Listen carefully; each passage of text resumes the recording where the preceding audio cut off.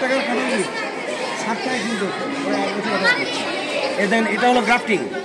এটা জবা অশোক গাছের খুব চাহিদা।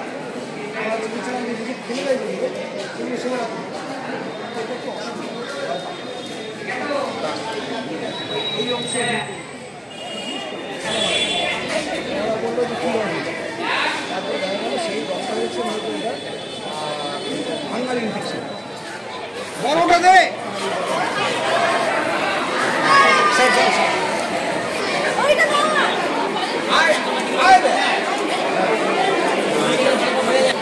আসুন না সবাই থাকুন। ধরো বইটা ধরো।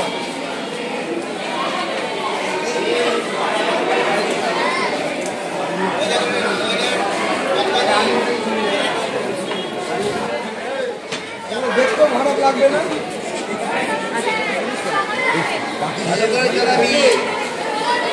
সময় লাগবে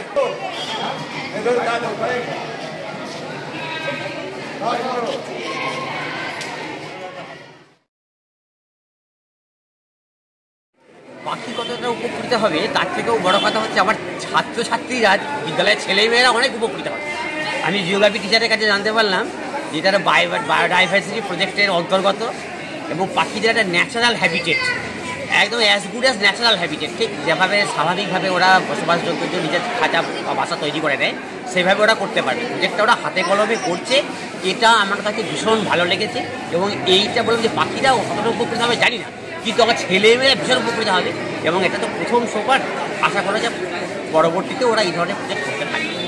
খুব ভালো উদ্যোগ। নাম পরিচয়? কেশব ঘোষাল, মেমারি ডিএমসি ইউনিট 1-এর প্রধান। প্রকল্প বায়োডাইভার্সিটি রিজার্ভ বা জীববৈচিত্র্য সংরক্ষণের উদ্দেশ্যে আমরা এই পাখির বাসাগুলিকে তৈরি করেছি। এগুলি আমাদের যে হারে বিশ্ব উষ্ণায়নের সাথে সাথে ব্যাপক হারে যে বায়ু দূষণ হচ্ছে, সেতে আমাদের বিভিন্ন পশু পাখি, বিশেষ করে পাখিরা এতে বিশেষভাবে আক্রান্ত হচ্ছে। তাদের বাঁচানোর উদ্দেশ্যে আমরা এই প্রকল্পগুলি তৈরি করেছি। এতে পাখির বাসা এবং আমরা কিছু গাছের চারা তৈরি করেছি, যেগুলি আমাদের পরিবেশকে বিশ্ব উষ্ণায়নের হাত থেকে রক্ষা করবে এবং পরিবেশে প্রচুর পরিমাণে অক্সিজেন বিলীন করেছে। মূলত চড়ুই পাখি এবং ছোটো ছোটো বুলবুলি সহ কিছু কিছু ছোটো আরও পাখি যে সমস্ত আছে তারা হারিয়ে যাচ্ছে। আমাদের 5G নেটওয়ার্ক, যেগুলো নেটওয়ার্ক আসছে, তাদের রেডিয়েশনের কারণে পাখিদের অনেক মৃত্যু হচ্ছে। সেই সমস্ত ছোটোখাটো পাখিদের সংরক্ষণের উদ্দেশ্যে আমরা এটা তৈরি করেছি। আমরা এরকম তৈরি করেছি মোটামুটি 12টা এবং কিছু কিছু বাসেরও মডেল আমরা তৈরি করেছি পাখি থাকার জন্য। সবটাই স্কুল চত্বরে লাগানো হচ্ছে? হ্যাঁ, এবং এটা আমাদের স্কুল চত্বরেই লাগানো হয়।